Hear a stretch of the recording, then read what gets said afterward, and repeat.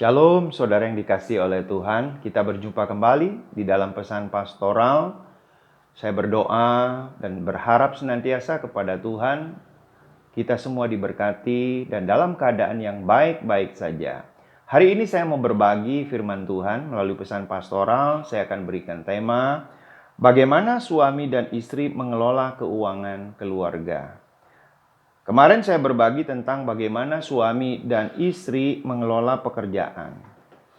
Nah, kesempatan ini saya mau berbagi bagaimana suami dan istri mengelola keuangan keluarga. Siapa yang mengelola keuangan keluarga, suami atau istri?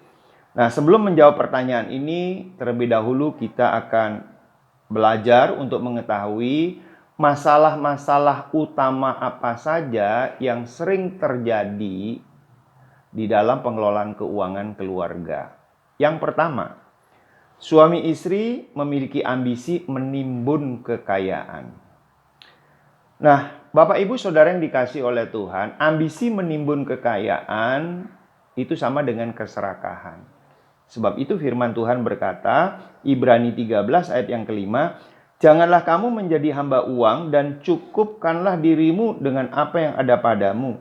Karena Allah telah berfirman, aku sekali-kali tidak akan membiarkan engkau, dan aku sekali-kali tidak akan meninggalkan engkau. Dikatakan jangan menjadi hamba uang. Karena kalau menjadi hamba uang, maka kita akan menjadi budaknya uang. Harusnya uang itu menjadi budak bagi kita. Kita menjadi tuannya. Kita yang mengelola. Kita yang mengendalikan.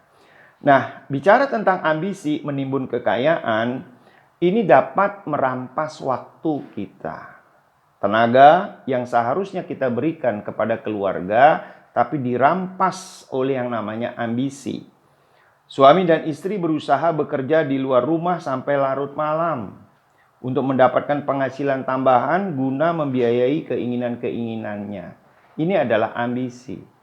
Nah, berbagai fakta yang sering terjadi di masyarakat, suami istri itu bekerja dengan kerasnya karena dengan ambisi ingin menimbun kekayaan, ya, memenuhi keinginan-keinginannya. Misalnya, dia ingin membeli mobil, pakaian, dan aksesori yang branded. Dia ingin membeli rumah di perumahan yang mewah dengan cara dia menimbun kekayaan sedemikian rupa. Nah, masalah yang kedua yang sering terjadi di dalam pengelolaan keuangan keluarga adalah apabila suami istri tidak bersepakat dalam mengelola keuangan. Amos pasal 3 ayat yang ketiga berkata, berjalankah dua orang bersama-sama jika mereka belum berjanji? Tidak sepakat biasanya terjadi karena adanya perbedaan latar belakang. Kebiasaan memakai uang, gaya hidup, perbedaan sudut pandang, perbedaan prioritas. Itu biasanya yang menyebabkan tidak sepakat di dalam mengelola uang. Sedangkan yang ketiga, masalah yang sering terjadi adalah apabila suami istri menghadapi krisis keuangan. Mengapa keluarga itu menghadapi krisis keuangan? Amsal pasal 21 ayat 17 berkata, orang yang suka bersenang-senang akan berkekurangan. Orang yang gemar kepada minyak dan anggur tidak akan menjadi kaya. Krisis keuangan keluarga biasanya terjadi karena suami istri itu suka bersenang-senang selalu. Nah, jadi 3 masalah utama yang sering terjadi pada pasangan suami istri. Sekarang bagaimana solusinya? Solusi untuk mengatasi masalah utama ini adalah dengan menyusun anggaran keuangan keluarga. Apa manfaatnya kita menyusun anggaran keuangan keluarga? Manfaatnya banyak. Mencapai keuangan yang lebih baik, disiplin menggunakan uang, perencanaan yang lebih baik, kita dapat memberi, dapat menabung, dapat membelanjakan, dan lain sebagainya. Jadi tujuan dari membuat yang namanya anggaran keuangan itu begitu banyak manfaatnya. Nah, kata kuncinya manfaat menyusun dari anggaran keuangan keluarga adalah bagaimana kita mengelola arus kas masuk dan arus kas keluar.